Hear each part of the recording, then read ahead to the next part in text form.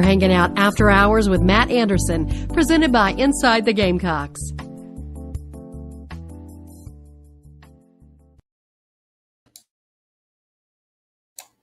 Welcome into the Late Night Gamecock Show. I am your host, Matt Anderson, and I'm happy to be back with all of you.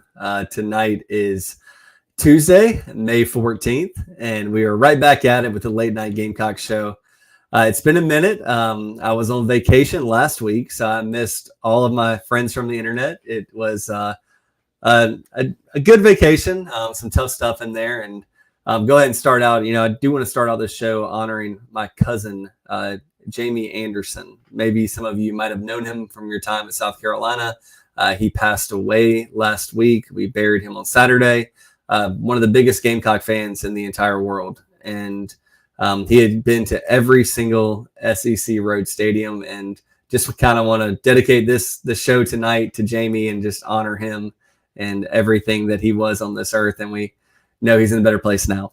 But miss everybody last week. It was something that I wish I had announced before I went on vacation, but I just didn't have enough time. And, the way that I think, it's just minute by minute, hour by hour, not really thinking a week in advance. So apologize for all of you that were looking for me last week, but we're back this week. And this week, I think we're going to talk a little bit about baseball, talk a little bit about basketball. There's not much football stuff going on right now. If you want to dive deep into football, I highly recommend that you subscribe to thebigspur.com. Thebigspur.com is the best place to find all of your hour by hour, minute by minute Gamecock football news, and we're going to rehash everything. We'll rehash everything as more stuff comes out in the open, and there's more things to talk about on football side of things. Right now, spring practice is over. The guys are, a lot of them are back at home because school is out, and they're back with their families for a month or so, and they'll come back. They'll start workouts in June, July, get ready for the start of football season. And right now it's just recruiting season. So Gamecock coaches are recruiting their tails off and trying to get as many Gamecocks, future Gamecocks, as they can right now in recruiting. So stay plugged into the Big Spur. Martin, I appreciate that. Thank you. That means a lot.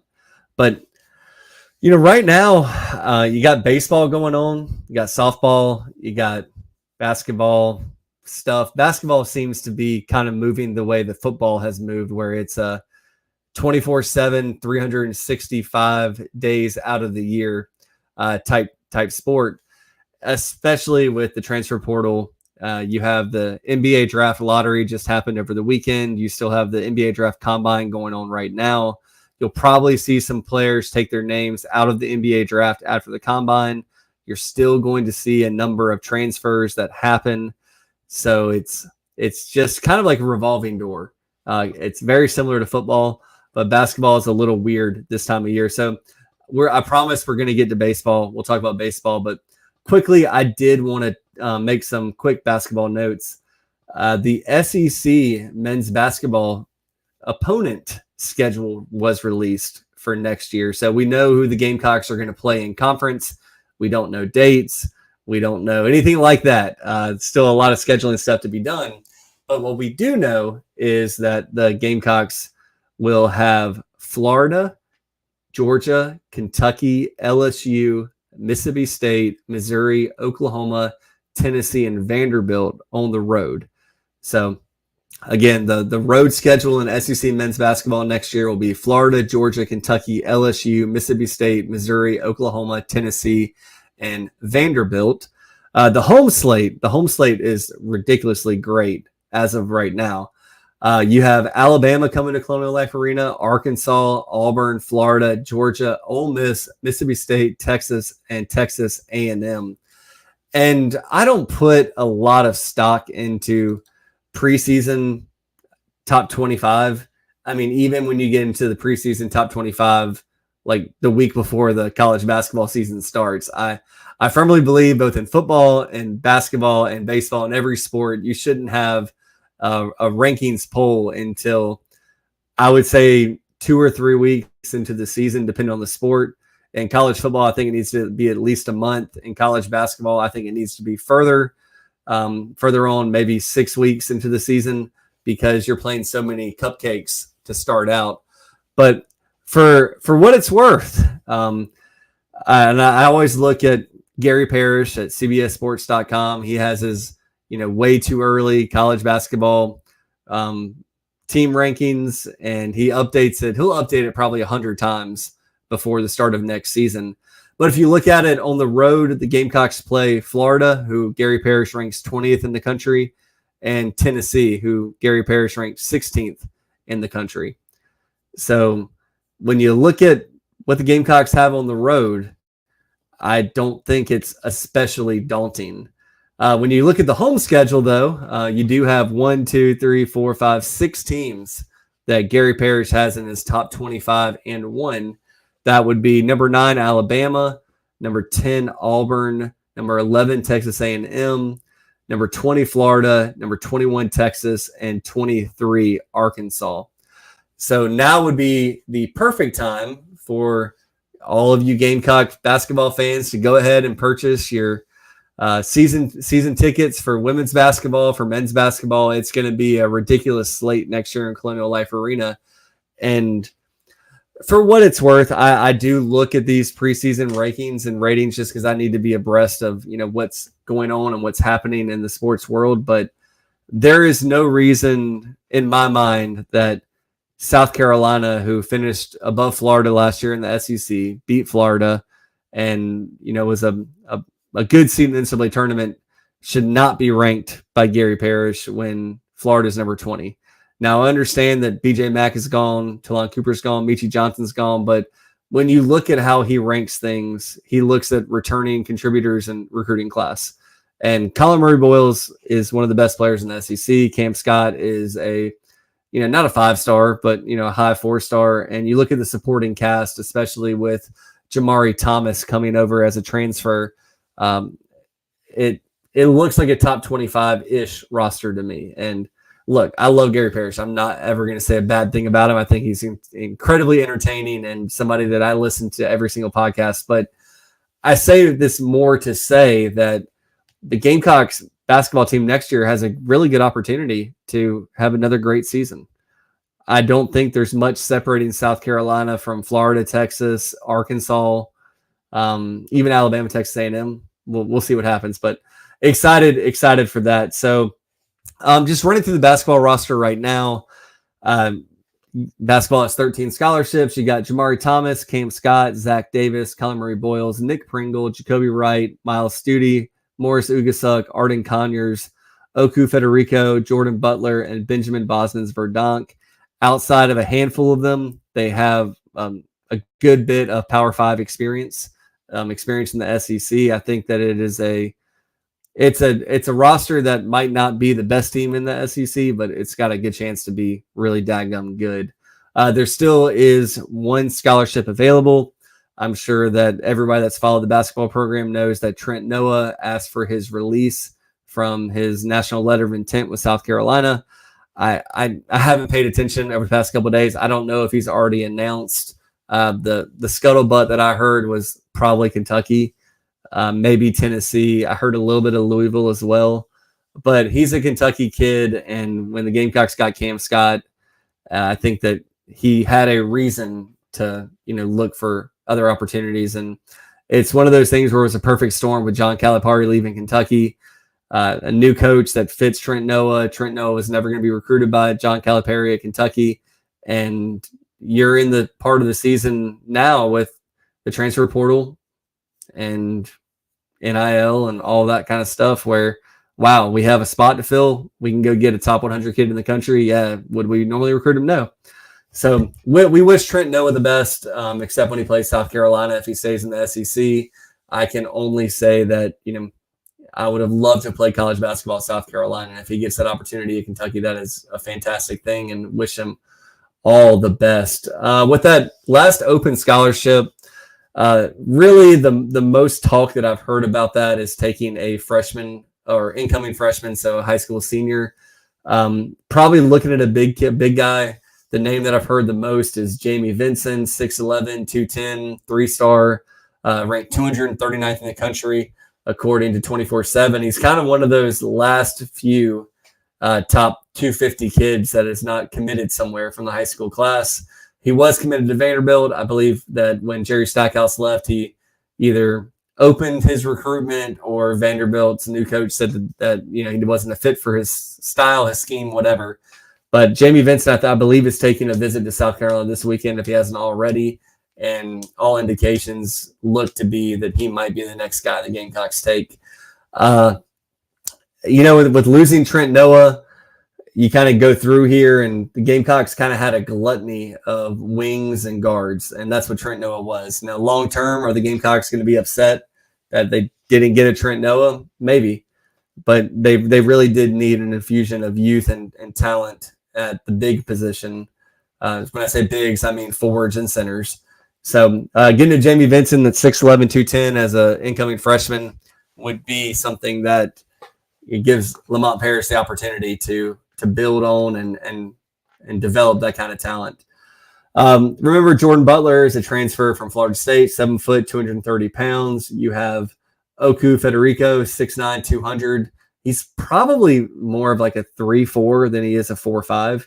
So a lot of youth, but a lot of big guys. And with Nick Pringle coming in, that kind of really just solidified the Gamecock rotation. I think that when you have Jacoby Wright, Miles Studi, and Morris Ugasuk likely coming off the bench, that is a good thing. That's a good thing for an SEC program that has lacked depth over time. So that's all the basketball we're going to talk about tonight. We're going to move into baseball. I know everybody wants to talk about baseball, so we'll be there after a word from our sponsors. I said, oh, Lord Jesus, it's a fire. Ain't nobody got time for that. Emergencies and accidents happen. When you're in the middle of a fire or water event, all you want is for things to return to normal as soon as possible. Resto Pros of the Midlands is with you. RestoProsMidlandsSC.com. Open 24/7 when you need them. Quality that is guaranteed. Down here in the South, we don't always see eye to eye. While our taste in college football teams, or what sauce, if any, goes best on a rack of ribs, or what to mix with our Dixie vodka might be up for debate, we can all agree there's nothing better than a Southern tailgate. And like our favorite college teams, our ingredients come from small towns and big cities. They're grown in Southern soil, are crafted by Southern hands, and proudly represent the South in our backyard and beyond. So raise a glass of Dixie Southern Vodka to celebrate being made in America and raised in the South. Oh, man, the building is on fire. During and after natural disasters or accidents, there can be a heavy loss to property. Resto Pros of the Midlands is here to help. Open 24/7. Call them when you need them. 803-493-0170. RestoProsMidlandsSC.com. Quality that is guaranteed.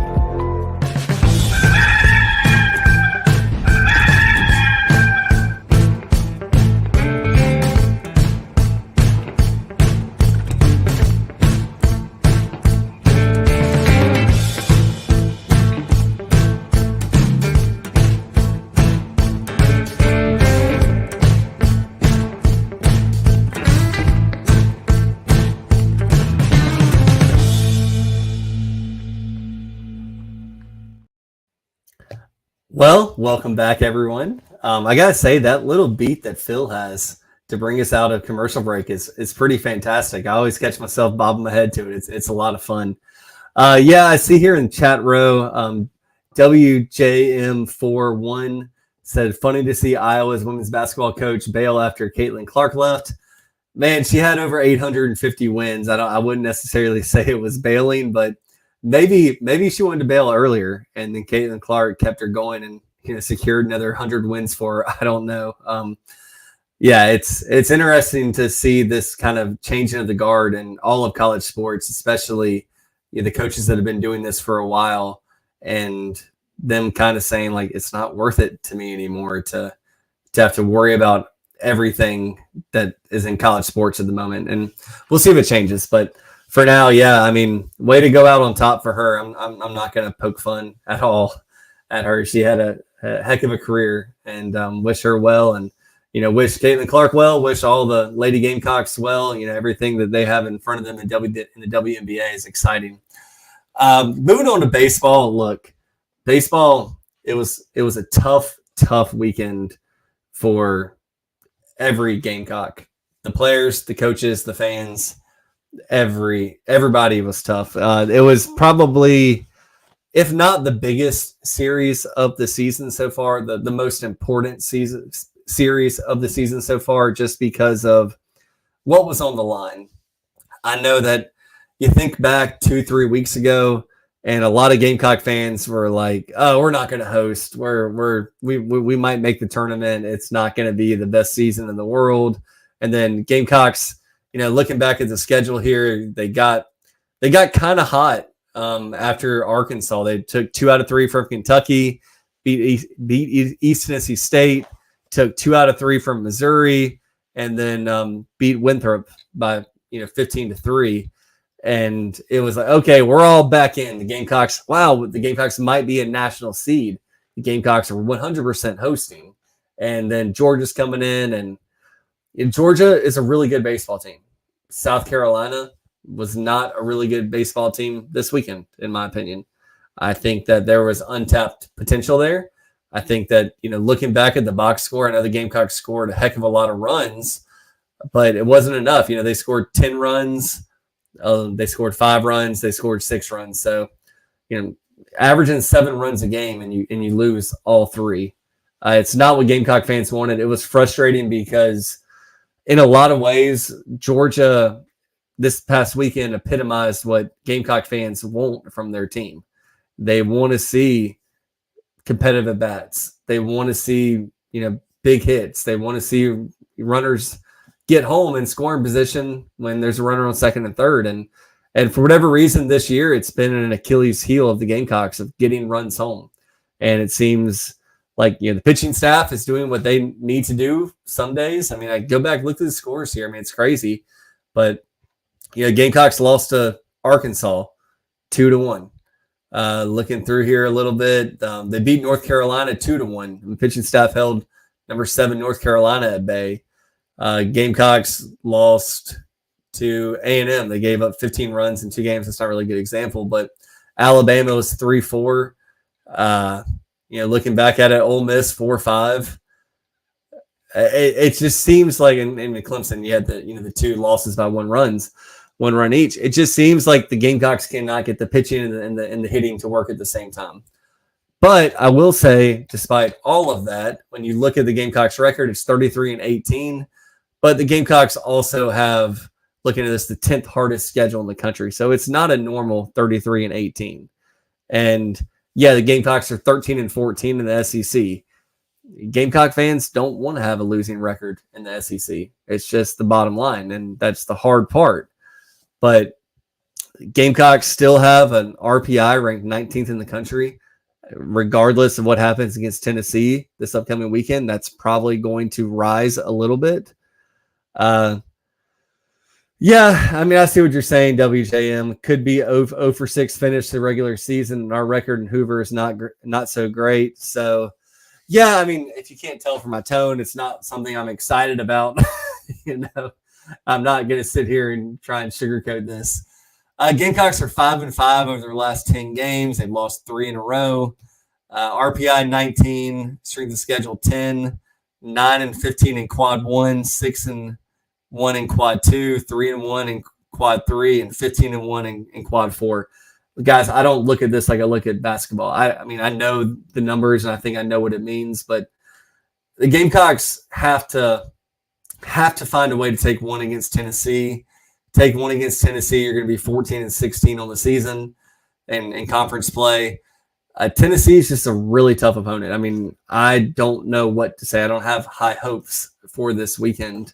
Last projections I looked at, it looks like the Gamecocks could be a 2 seed. So when you're a 2 seed, it obviously means you're traveling. I saw Wake Forest as a possible opportunity for the Gamecocks to go play in that regional. Wake Forest has an absolutely dominant ace who will likely get held out the first game of that regional if the Gamecocks go there, and Gamecocks have had difficulty with aces so far this year. So, I hope it's not. I hope it's not a 0-for-6 regular season and then, going to Hoover and maybe not winning a game. I think the Gamecocks are safely in the NCAA tournament, and I don't know if that is enough for Gamecock fans to be happy. And I'm one of those folks that I'm not going to talk about coaches. I'm not going to talk about people getting fired, whether it's football, basketball, baseball.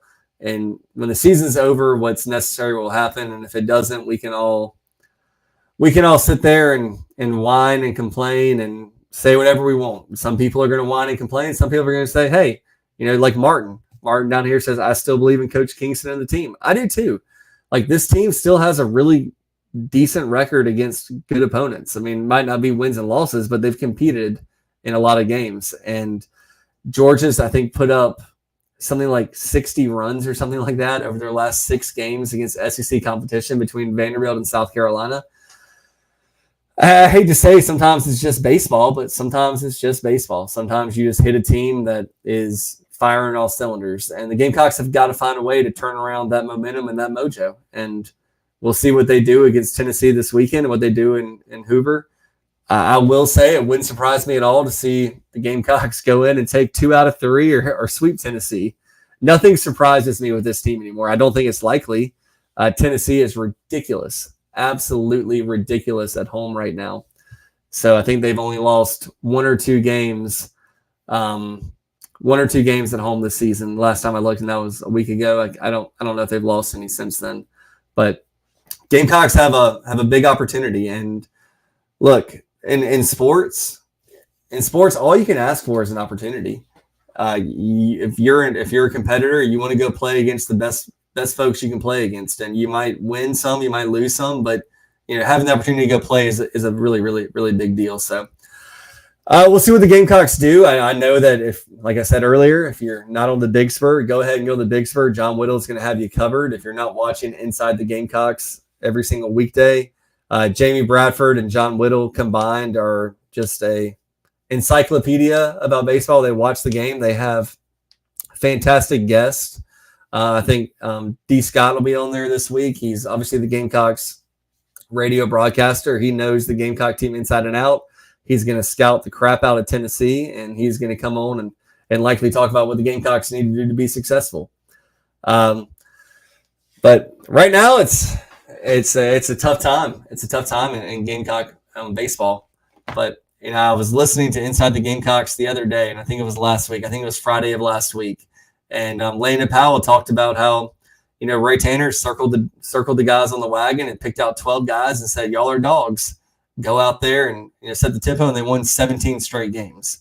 Baseball is funny like that. Sometimes, when it looks as dark as it possibly could be, they find some mojo, they find some momentum, and then hits pile up. And if there's one thing the Gamecocks are due for, it's for some clutch hitting.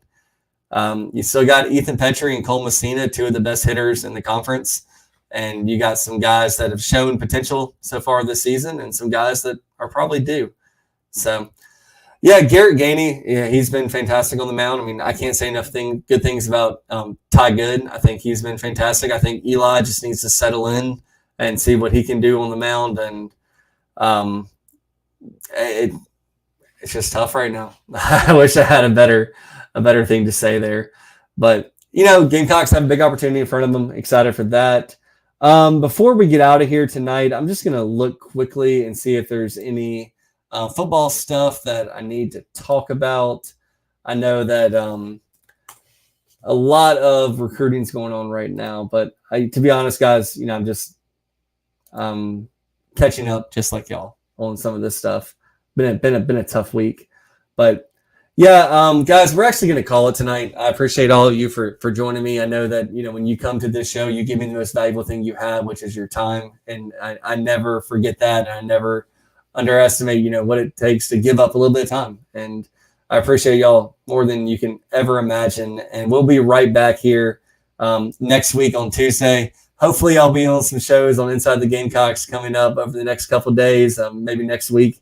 And we'll be talking Gamecock athletics, and we'll get into football recruiting next episode. There's so much going on that I got to catch up on, and I can't wait to catch all of you up on that as well. So for that, I appreciate everyone being here tonight. I appreciate you supporting the show, and we'll be back Tuesday. So thank y'all and have a good evening. Talk to you soon. Bye.